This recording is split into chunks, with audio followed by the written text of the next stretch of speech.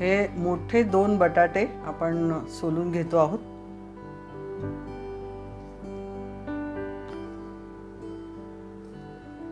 हे बटाटे जे उकडून घेतलेले होते ते सोलून आता आपण किसणीवर किसून घेऊया।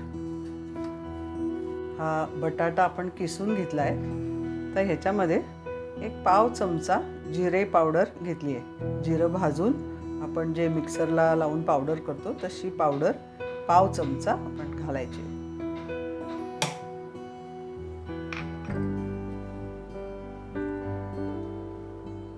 चवीपुरतं मीठ,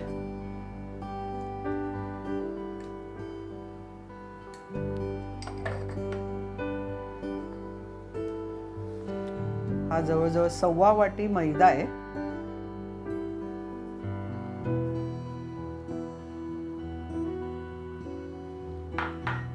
भटुऱ्याला जास्त करून मैद्याचे भटुरे बनवतात, पण आपण थोडा मैदा आणि बाकी गव्हाचं पीठ घेतो आहोत। हे 4 वाट्या गव्हाचं पीठ आहे। आपण हे पीठ सगळं मिक्स करून घेऊया।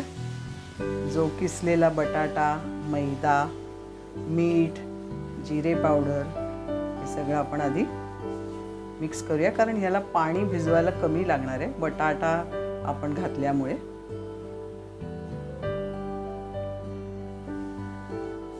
हे सगळं मिक्स केलेलं आहे पीठ, जो बटाटा आणि आपण घातलेलं होतं ते।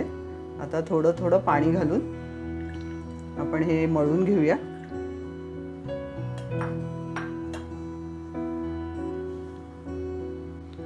हे बघा, अशा पद्धतीने हे पीठ मळून तयार झालेलं आहे।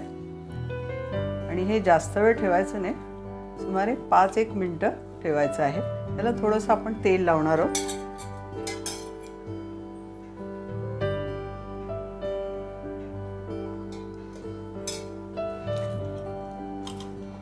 तेलाने जरा त्याचा चिकटपणा कमी होतो, म्हणून तेल थोडंसं मळताना लावायचं। बाकी आतमध्ये पिठामध्ये वगैरे तेल घातलेलं नाही। आपण हे पीठ भिजवलेलं होतं, त्याचे जरा गोळे करून घेऊया।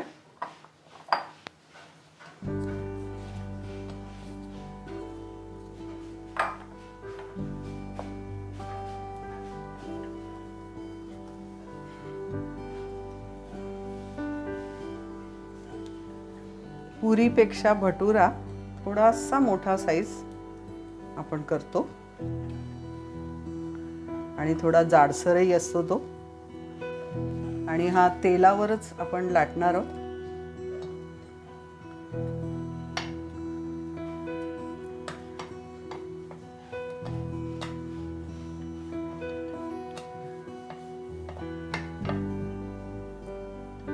हा टाकूया आपण तळणीमध्ये।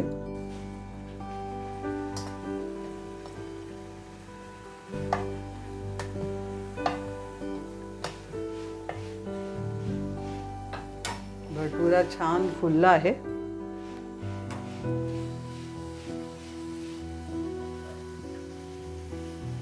त्याच्या सगळ्या कडा आपण भाजून घेऊया।